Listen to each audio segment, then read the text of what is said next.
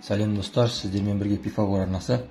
Бүгін біз сіздермен мектепте өтетін x қосылған y-тің жақшаның ішіндегі квадратты қысқаша көбейту формуласын түсіндіретін боламыз.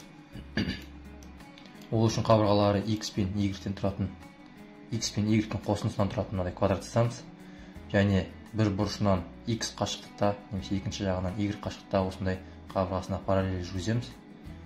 Сонда бізде екі осындай қабырғасы x болатын квадрат және y болатын квадрат шығады ішінде, және қабырғалары y, x болатын екі тіктөртбұрышты шығады.